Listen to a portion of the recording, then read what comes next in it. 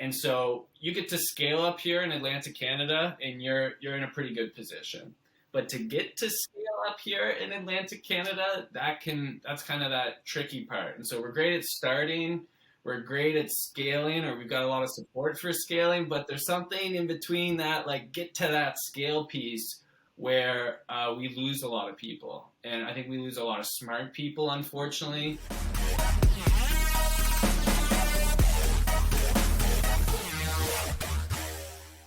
Awesome, guys. We have Patrick Farrar on the podcast. Patrick, thanks for joining us. Yeah, thanks for having me. Appreciate it. Yeah, Patrick, I've been dying to catch up with you ever since Henry reached out and got you scheduled here. We were talking off air about how I interviewed for you for an entrepreneur in residence position about two and a half years ago. Things didn't work out, but literally a few weeks after that, we actually started the show. And I was giving you a heads up about that. What's that? So things did work out, right? Things always worked out. Things always work out. But yeah, so interesting enough, like the whole reason we started this podcast, like we started actually as a physical set, and the whole point was that we were trying to create a traveling set that can go from incubator to incubator and catalog all the startups and provide this like 4K quality HD like asset that startups can use to like promote themselves as a brand piece, right? Initially our in-person set was like three 4K cameras. We had an audio engineer, a video engineer, and we went from, starting with the University of Toronto's incubators, we started going around in the Toronto region. And, COVID made us turn virtual. So we're running it virtually like this now, but allows us to have these kind of conversations with you in the Atlantic regions, right?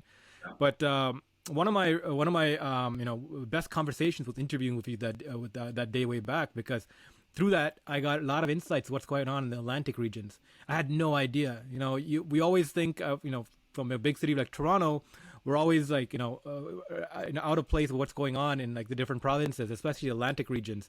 And talking to you, you were talking about the implosion of startups and the innovation that's going on in the Atlantic provinces really like sparked my interest.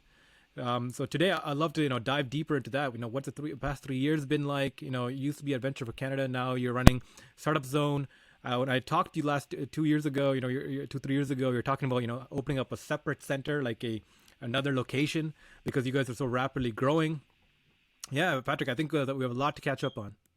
Yeah, for sure. And I just said, I'm excited to be chatting with you. I'm excited to see you doing this. We need a ton of storytelling across Canada of what's happening in the tech scene, particularly Atlantic Canada. We don't talk about it enough. We're super humble and kind of keep things quiet. So, no, I think the storytelling piece is great. And we need to be bragging a little bit more about Atlantic Canada. So I think it's been $5 billion in acquisitions or exits over the past decade here for Atlantic Canada, which for such a small space, that's like pretty remarkable. And, in my role at Startup Zone, I was essentially, focusing on the ecosystem and sort of the biggest challenges that we faced in our ecosystem and working with all the ecosystem partners. And we've come a long way. Before my days at Venture for Canada, 10 years ago, helping small, medium businesses here in Halifax and Nova Scotia, it's booming now. I can't even believe how many startups are raising, are scaling. And so, we wanted to start the Scale Up Zone over on PEI. And we didn't get there yet, but we were essentially a scale-up zone within the startup zone. But obviously, there's this huge emphasis on scaling here in Atlantic Canada.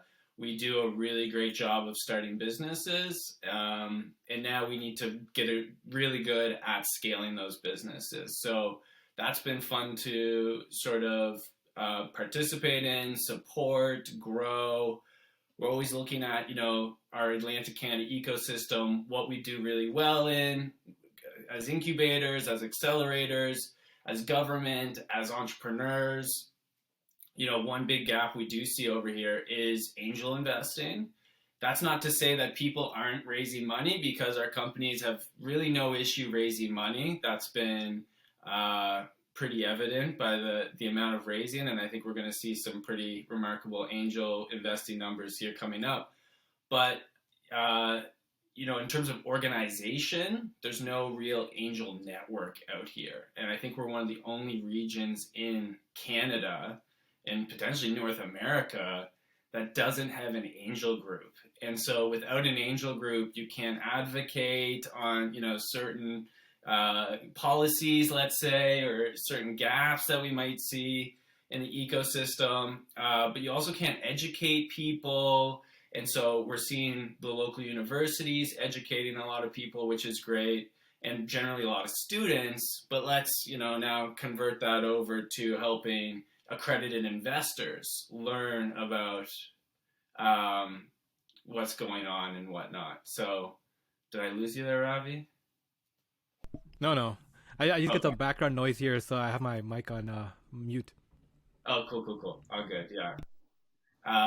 But I think what you're talking about, the angel infrastructure, it's actually a national conversation, because the lack of angels is it's pretty really it's integral to like the startup ecosystem in Canada. I've been reading a lot of reports that's coming out about the innovation industry. Like Canada is a global leader for innovation. We see a lot of companies, a lot of innovators have always come out of here. A lot of great innovations have come through here historically. I think one of the things I've been caught myself saying is that America is a great exporter of companies. Canada is a great exporter of innovators, right? And the reason we don't create companies is because too many companies come out of here, because the blocker is angels, right? The VC infrastructure has gotten into place over the last decade. We've gotten pretty good at having VCs who will take on the Series A level rounds and later on stages. There's great government support. There's great incubators and accelerators. You're definitely out there, one of them. Great mentors, but angels, particularly strategic money, right? People who have done the innovation gamut before and now not just investing, but also providing strategic capital and network capital and strategically helping companies. That's what's really lacking, because most of the wealth in Canada is mostly like more traditional wealth, right? Like made through real estate, made through more like solid gains. So a lot of angels, they look at startups as a finite game rather than infinite game. They look at things like, okay, how much am I getting in? How much am I going to exit out at? They generally want a higher percentage coming in than our U.S. counterparts, right? And what you really need out of a proper angel is somebody who not just invests in the company and the financials behind it, but really is investing in the solutions that you're trying to provide, right? AKA, they're investing in the world that you're trying to create, all right, through your company, through your innovation, through what you're providing out. And we don't have angels with that strategic mindset. And one of the rises that we have seen is these crowdfunding initiatives, crowd equity raising, right? We've been talking to the Front Founder team out of Vancouver. They're really been driving this forward, because even though there's no angels who can come in like, at a high check rate, there's a bunch of Canadians, regular folks that want to be part of this, want to support projects, and they're willing to put money in, especially at a micro amount. And I think that might be the answer for our nation, right? Being able to raise from a crowd of people in micro funds and into into your strategically into like early stage companies that could help us raise the gambit to bring companies to a level where VCs can take them. Completely agree. I've looked into that with a couple of interested, partners or companions, support people. And the wall you end up hitting is the financial regulations with it. And yeah, I'd be curious to see what the front funder guys, the group say in there. But, I guess something that like there's that accredited investor piece that seems to be the constant issue. And angel investing is all about hyper local. It's not always about that, but you want to generally invest in like your local community and whatnot. But if you're not an accredited investor, well, that's kind of difficult to do based on the current regulations. And so the crowdfunding piece kind of solves that gap where, okay, I don't have $100,000 to dump into some innovative startups, but I do have maybe a couple $1,000. And so, but in the current medium that we have for financial regulations, that kind of prohibits us from doing that. some people still do it anyways and are able to get away with it. But I mean, obviously, you run into some challenges there. So when I look at angel investors, there's like two potential groups. There's accredited investors, who's kind of who you mentioned are people who've made their money off of some traditional industries, not we'll call it non-tech industries. And I think you mentioned the finite versus infinite game. I don't know if that was like that Alex Danko reference on the tech ecosystem doesn't work in Canada, but like, yeah, I'm a big fan of that sort of belief as well. And that we're always looking for these for sure bets in Canada. And that goes completely against the whole concept of innovation and startups. So you need that private money in there, pushing, taking risks. And I think we need to start at stage one, at least here in Atlantic Canada, which begins with educating. And we need to be educating more of those accredited investors who don't know about tech and getting them interested in seeing the value and the return on tech. The second piece, so you got the accredited investors, and then you've got the tech.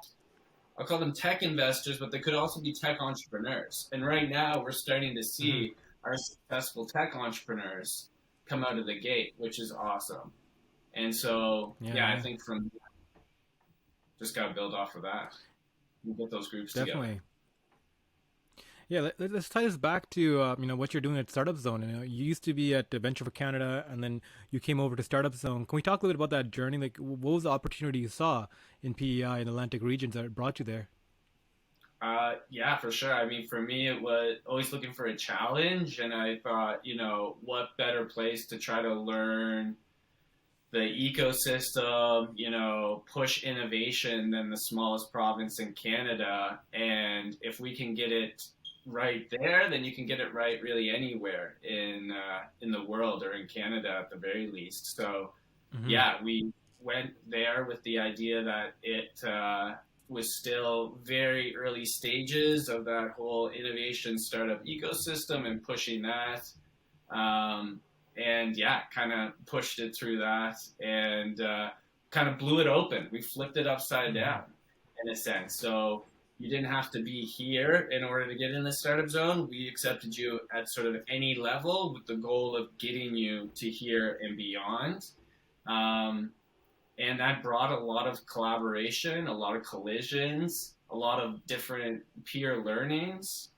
And so that was a ton of fun. We ended up helping, over 250 businesses in, about the 2 years I was there, which was initially only 40 businesses. So you just want to try to get as many people in the door, because you never know who's going to be great and who's going to be able to kind of push that, to that next level. And who are we to judge whether you're going to do incredibly well or not with your business? You can't really, I think we all like to think we can predict what success looks like with innovation, but it comes in all different forms. And so we were able to see all spectrums of it, from the tech side to the SMB to the nonprofit. And we've got some amazing companies coming out of there now, raising funding, obviously bringing in lots of customers and solving real world problems. And it's not just, another tech company sort of thing. So it's really cool to distill that down and what we're doing and what a company or a business or an entrepreneur should be doing. And that's being passionate about solving problems. And sometimes we get so engulfed in the whole scheme of things, you get so passionate about your solution, and all you think about is your solution. And that's the completely wrong way to think about it. You need to think about the problems of your customers. I know I'm getting like super granular, but I saw it as like a common problem with a lot of entrepreneurs was, I've got this solution, I think it's amazing. And they go around, they talk to everyone. They'd be like, what do you think about this solution? Isn't it amazing? And people would be like, yeah, that'd be cool. I'd like to have that. But, would they actually describe that as a problem? That's a whole other, like, you're almost, there's this crazy bias and everything that we've come to learn about and that, I'm still learning about. I think you never stop learning about. And when you're dealing with passionate entrepreneurs, that's like a fun thing you've got to continue to balance and ensure you're kind of pulling them back on that problem all the time. But yeah, no, it was a lot of fun Yeah. as an ecosystem. For PEI, generally very insular. I'd say all our provinces, all our regions were very insular. And it was so valuable and important to us to be expanding outside of PEI. So we worked with all the other incubators in Atlantic Canada. We worked with accelerators like Propel and CDL as well, and brought people together and said, hey, let's have an honest conversation about the opportunities and the challenges that we're seeing in the space. And government isn't in the room like they normally are, so you don't have to really put on a show to some extent. And you're also not afraid to be honest about some obstacles or challenges you might be facing. And that's really the value in this collaboration that we saw regionally and even across Canada, like the CDMN network out of sort of Waterloo, Communitech with the Canadian Digital Media Network, and what they do on a national basis and connecting, dozens of incubators together to share advice, share best practices, share potential opportunities, advocate on behalf of entrepreneurs in Canada. These groups are so important. NACO, the National Angel Organization for Canada, is another big one with Claudio, if you haven't chatted with him already. But what they're doing, particularly in like Alberta and things, like you're seeing some pretty interesting opportunities there. And so I think, the focus for us as PEI, being the smallest province, was making sure we connect with a lot of different ecosystems outside of PEI and learn what they've been doing for the last 10 years. And that we were able to leapfrog our entire, growth cycle, I guess, and say, oh, wow, let's get to the accelerator program. Let's, make sure we're doing community and memberships and all these things that made us sustainable, that might have taken us a lot longer to get to if we were to kind of fall and do it ourselves over and over again. Yeah. I mean, our last conversation we had, I mean, you really sold the innovation landscape in PEI really well, because you talked about how you've grown into like such a wide community. And you also talked about what type of tech you're working on. You introduced me to the idea that, the traditional fisheries and the economy is now being revolutionized by tech, right? You talk about fisheries tech, rural tech, farming tech, like agri-tech, all these different things that PEI is really, that the Atlantic region is really known for, and also finding secondary markets for it. You're, I think at the time, talking about reaching out to India and like South Asia's infrastructure there and creating partnerships there, because the type of technologies you're working on, the synergies is really in developing nations, and the applications there is much more pertinent than the rest of Canada. It might be as a utility, right? So can we talk a little bit more about the type of technologies that have come out of Startup Zone and out of that region in general, and what kind of partnerships have bridged from there? Nice, yeah. So I was able to go over to India and visit IIT. I was there on sort of personal matters with my wife, but decided, hey, IIT Madras is just down the street, and emailed the CEO, said we're in town. And they were able to give us a full tour of what they're doing. And I was shocked at how similar we were to the innovations that they were focusing on at IIT, because I realized my fire alarm's going off back there. Do you want me to go turn that off, or do you notice that? If you need to, but you can go ahead, but we don't, I can't hear anything. Oh, sweet. Okay, perfect. Then that's all good.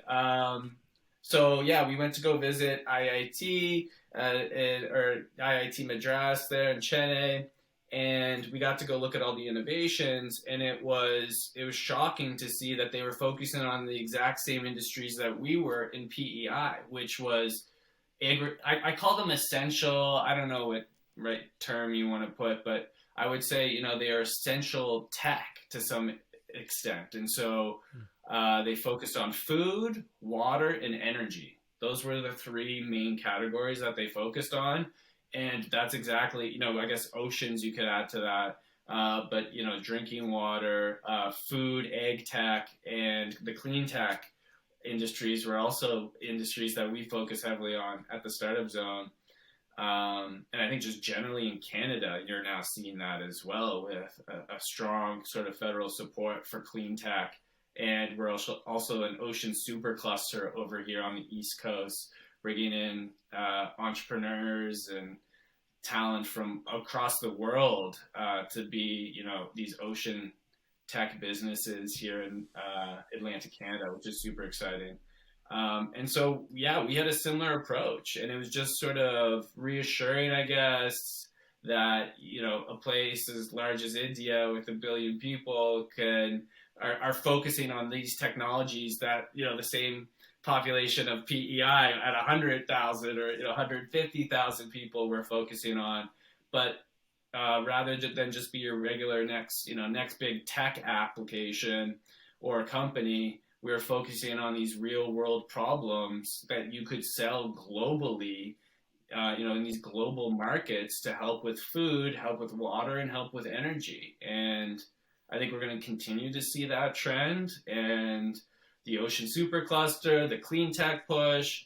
I think the gap we're seeing maybe is in the food tech, the egg tech space a little bit. And so I'm curious to see, where Canada has so much space and we have still some very sort of traditional farming.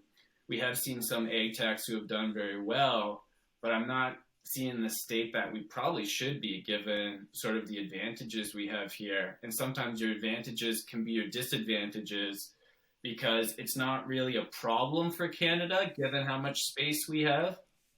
And so as a result, if it's not a problem, then there's no rush to sort of solve it versus in India with the, shortages of water or shortages of food and limited food, like these are urgent matters that, can save lives. And, those are the problems I think we should be trying to solve. Not, and I'm obviously biased on this, but, the building an app or widget that's going to help big corp X save, multi-billions, that's not a motivation for me, and I know it is for others, and that's great, but this is the space I sort of continue to play in, and so I'm seeing a lot of activity in the clean tech space, which is really reassuring.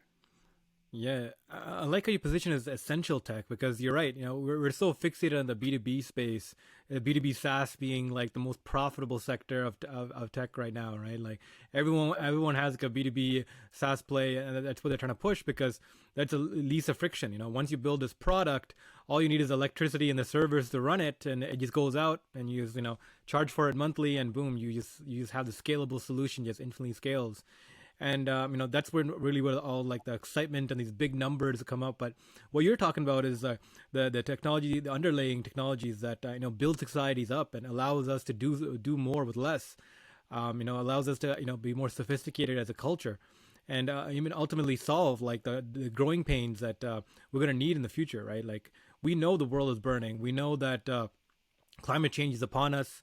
A billion plus people are going to be displaced in the next 40 years. Right, we're losing capacity of fresh water resources to many parts of the world. Food is becoming scarce. The COVID has shown us how resilient our supply chains are. Right, and there's a huge push now to suddenly fix all these like huge level problems, and it's surprising how little publicity these big initiatives are getting. Like the people who are playing under it. We talk to a lot of companies who are in this space. Agri-tech, especially, being so interesting and yet not getting enough support, right? Because it's again not as financially as lucrative as like a B2B SaaS play. So can we talk a little more about the type of companies? Any cool companies that you can highlight that are working on some really cool problems? Yeah, like there's quite a few. I'm just thinking about everything you're saying and the whole B2C approach, and yeah, there's something in between, right? There's the B2B, there's the B2C, and then there's kind of that B2B2C. like I'm not sure what model you would call Shopify. I think you'd say it's a B2B right now, but I mean, initially it was sort of this B2C in a sense, where like Yeah. anybody could open up a shop in Shopify. And now they have different vendors and sort of these channels. And so I think, so there's, if we can get something in between that's helping consumers through existing businesses or platforms in those key essential areas, that's kind of the leverage. One company top of mind, coming out of PEI is Island Water, and they're doing Mhm. some pretty amazing things globally, just in terms of, and I won't speak for them, but I'm pretty sure based on their value prop, it's around, solving water shortage issues and sort of whether it's salination or it's filtration, essentially providing this water source. And again, whether it's drinking or commercial use, I think there's some variances there. But they're applying their model across the board, which seems to be very effective. We've got I can pick on one of the executives that works out of our space. They're in cleantech carbon capture, and the name is Carbon Cure, and they are capturing carbon out of the atmosphere, putting it into concrete, and they've just been invested by Amazon and Google back, or sorry, I think it's Amazon and Microsoft with sort of Bill Gates' big push on climate change and whatnot. And this is a company, that came out of Nova Scotia a few years ago, and they're making like they're in the, that award X or some massive Google X award, or some massive award to get a bunch of money. And they're one of like 10 or 20 companies, I think, being considered for it. And yeah, you're just seeing a lot of different changes. You're even seeing SMBs now trying to figure out how they can contribute or, reduce their contribution to their environment through food waste, water usage, or sort of carbon emissions, all related to food, water, and clean tech and energy again. So it's kind of this solution or this, I guess, template that can be applied to almost anything. Um, and obviously, some people say, oh, you need to go niche. You need to be like super specific in what you do. And I think you can still do that while still kind of touching on all these different solutions. Let's Nurture was another ag tech one. So they were focused on sensors in sort of agriculture growing and automation. TrueLeaf was another one. I think it was recently acquired out of Atlantic Canada, or Goodleaf, I think is the partner name for it. But yeah, tons of businesses. We're also focused on. There's one.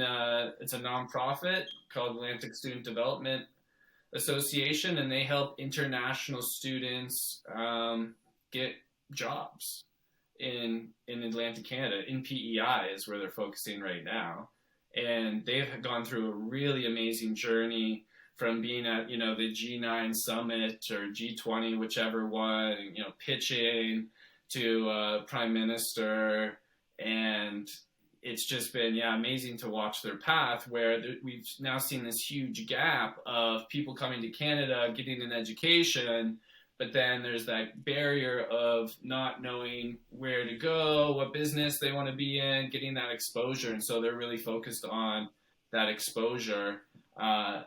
Similarly to what we've done at Venture for Canada, which is super exciting. And yeah, we just got to be helping in all these key areas where we're seeing challenges and gaps. And yeah, we don't have to overcomplicate it. Yeah.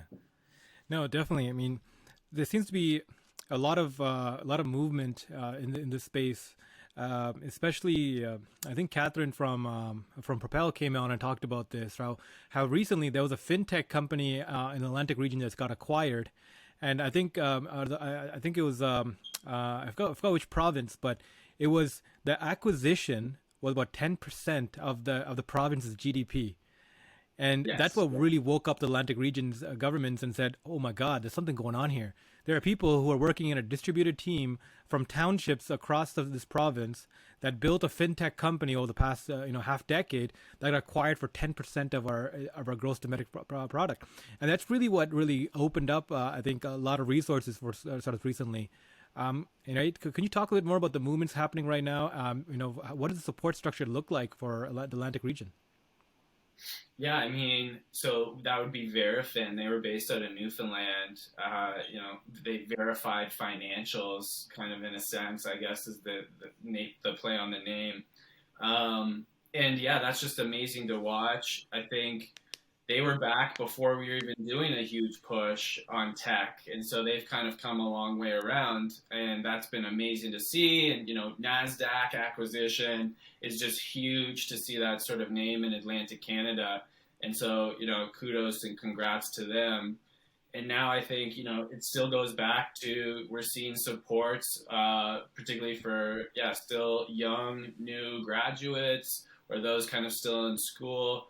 But on the business side of things, we're kind of seeing that scale up portion as well. So, once you're, 2-3 years into it, you're making some significant traction.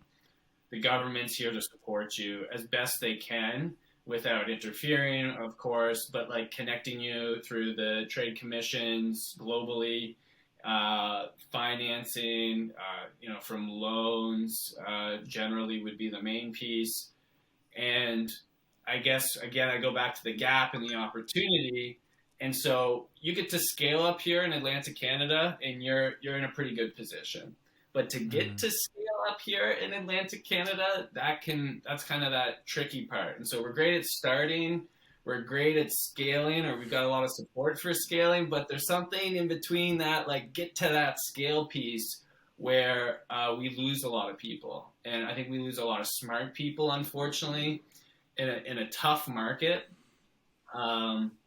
We are very risk adverse. I'll speak as Canadians. We're very risk adverse. We're very conservative, leaning on these for sure economies like mining and banking and real estate. And so taking a risk, I think, particularly for Atlantic Canadians, is just a whole other level. And we kind of get lost sometimes trying to sell to our local markets here in Atlantic Canada. And kind of going back to my whole point about PEI and why I moved there, it was kind of like, if you can sell it on PEI, then you can sell it anywhere. Atlantic Canada is probably got to be one of the hardest markets to sell to a consumer, because they're always looking for a great brand name. There's a lot of trust and relationship that goes into this. And so if you can get to that point in Atlantic Canada, I believe, you can sell anywhere in the world, kind of thing. But that said, you're sometimes better off just selling outside of Atlantic Canada starting out. And, we need to make sure we're facilitating those connections.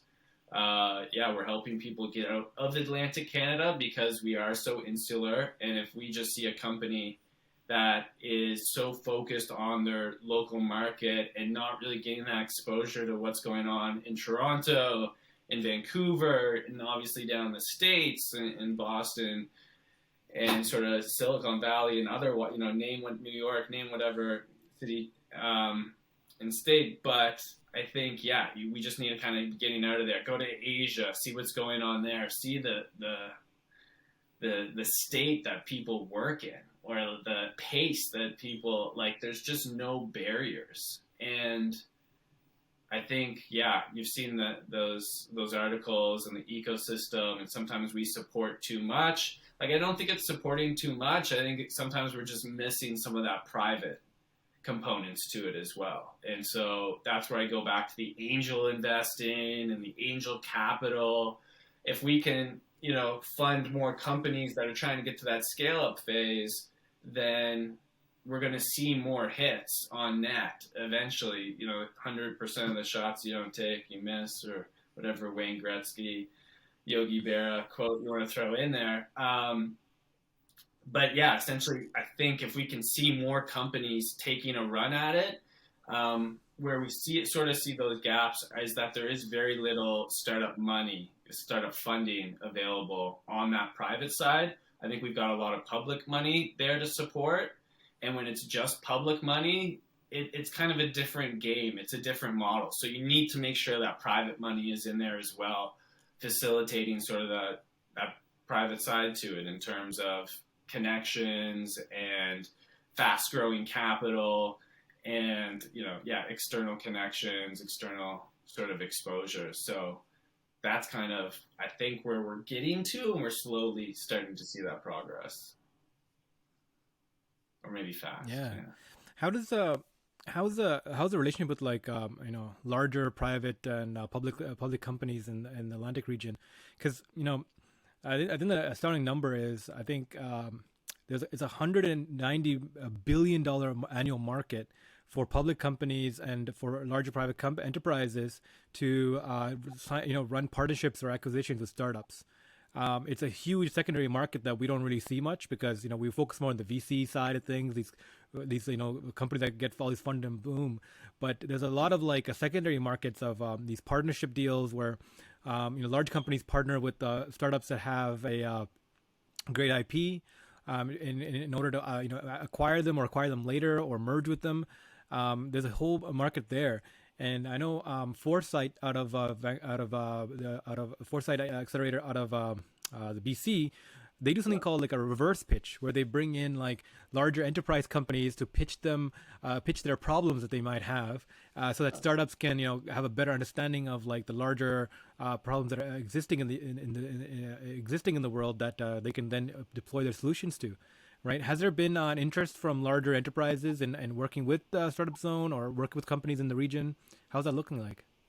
Yeah, I would say probably where we're seeing that most focused is in the oceans industry, ocean sector, I guess, over here. And so we are seeing a lot of ocean related partnerships between startups and large corps locally. But I'd even say those partnerships are happening globally as well. Whether that's the reverse pitch idea, where the local industry partner is pitching their problem, and then you've got entrepreneurs from all around the world kind of wanting to take a pitch at this company and say, hey, here, I think I can solve your problem with my solution. So you're seeing that a lot on the ocean side. You look at agtech. I think you're seeing more of that in the U.S. We definitely have some big players in Ontario and in Canada, but I see a lot of success happening more in Canadian companies going down to the U.S. to make these private sort of partnerships happening, which might kind of relate to your point around, where we kind of export our innovators sort of thing. And so it might be highly linked to those partnerships. But you're definitely seeing it. I think, cleantech side of things, you're seeing a big push like in Alberta or in Newfoundland I'm assuming in Newfoundland, where you're kind of looking to get more cleantech involved and a kind of conversion there. So whether that's the big corps incorporating it or whether it's the public companies pushing it, you've kind of got that going on as well. Again, with water, the challenge with water access or it's, I guess, more on the oceans end, but on the water access piece, it's not a big challenge for Canada. But it is a big challenge for places like, in the States, like in California and otherwise, where there's these crazy water shortages, or in India. And so I think, again, you're going to see more partnerships happening in those regions where the problem really exists. And I think that's fine. I think that's great. That's kind of what you want to see. And that's kind of the win of getting outside of your region. But again, making sure we facilitate those connections or expose those problems, whether it's through our trade commissioners or private investors or friends in the state. Like you got to try every single thing of networking and getting out there and building those relationships. Yeah. Mm-hmm. Cool. So, moving to, what do you think of the future? Like, what do you think is next for the Atlantic region, for Startup Zone, for Canada in general. Like, like we're seeing a lot of movements towards, the tech and become more tech friendly and pushing for more innovation, right? What do you see in the next 10, 20 years? Like, you have any insights? Yeah, I would say I think you're going to see an angel group, an organized angel group. I think they still exist. They're out there, and they're kind of working behind the scenes. But I think you'll start to see more education on sort of the tech scene and the tech investor side of things, and what does it mean, and should you be or shouldn't you be?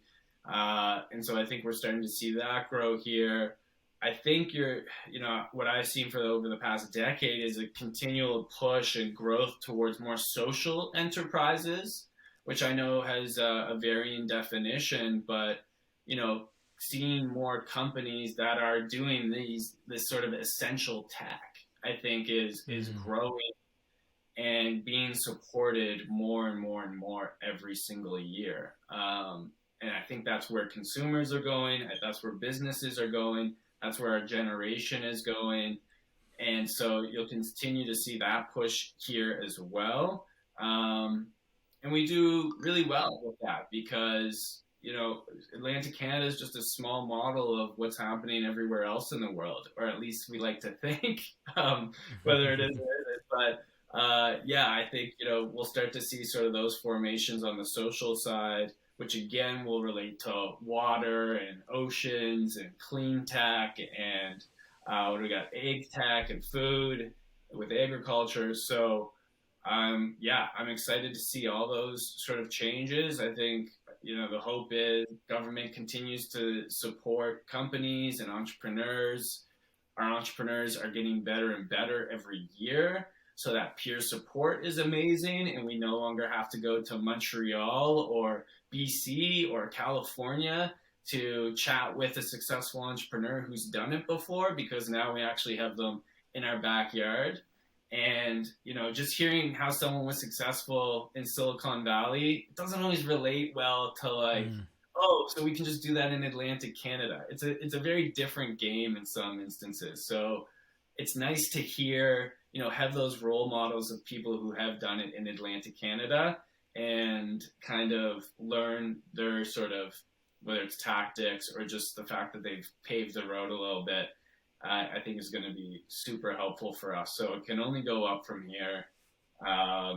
Yeah, we're seeing lots of activity. It's super exciting. And with COVID and everything, I think that's kind of realigned focus a little bit as well. And so any companies that were sort of staggering or zombied have either totally, have definitely gone and just shut it down, or have pivoted and, optimized and taken advantage of what's going on in the markets now. So that's been really exciting to see too. So I feel like not just from an environmental standpoint, but from an ecosystem and company startup standpoint, things are a lot cleaner over here. Things are a lot clearer over here in terms of people's value propositions and why they exist. And so I think we're going to see another Verifin in the coming years, because this is, it's pandemic times. And if you look at Shopify and, when a lot of these companies that are doing incredibly well or have exited recently, they happened, around 10 years ago or so. So after the last crisis. So I think now's the time to capitalize on this so that we as Canadians can really distribute the wealth. And, as being a crowd investor or an angel investor in some of these startups, everybody wins. But if US is just coming and scooping up all our innovations and startups, we're really not benefiting from the full value, the full growth, the full accomplishment of sort of that wealth that's supposed to be generated. So I would really love to see a better distribution of wealth, which means us paying it forward by investing in these startups early stage. And I can only imagine if, people were able to take part in some of, and obviously Verifin did have, angels and early stage investors, and are incredibly happy. But imagine you had thousands of people taking part in that through a crowd or something like that. So I think there's lots of options, lots of growth, lots of changes happening on the financial regulation side, thanks to some, local senators, like Senator Colin Deacon is pushing a lot to ensure that everything is being logically thought out and ensuring that, we maximize our value in innovative fintech and just financing in general. So that's exciting to see. And I think everyone's open to the conversation and understanding the problem. And we're moving and grooving. I love it. Amazing. I love that, Patrick. Man, this has been great. I think that this is a great place to end it because it's such a positive outlook you have, for the Atlantic regions. I love the growth that you've experienced there. Thank you so much for coming on and sharing the story. And it's really cool to see like how different parts of Canada operates, but we're all aligned in the same goal, which is how can we solve the world's problems using our innovative capital. And there's a great bunch of wealth of knowledge that we can really resource on. And you guys are doing a fantastic job with the startup zone. Wish you guys all the best, and I'd love to have you back on in 6 months and get some more updates from you on what's been going on. Well, and maybe get some more examples of companies coming out of here. But till then, Patrick, thank you so much for coming on. Yeah, thanks for having me. Really appreciate it. It's lots of fun, and yeah, thanks for continuing to do this and spread the word, spread the story. Absolutely. Thanks. So stick around. We'll do a quick debrief, but for everyone who joined us, thanks, guys.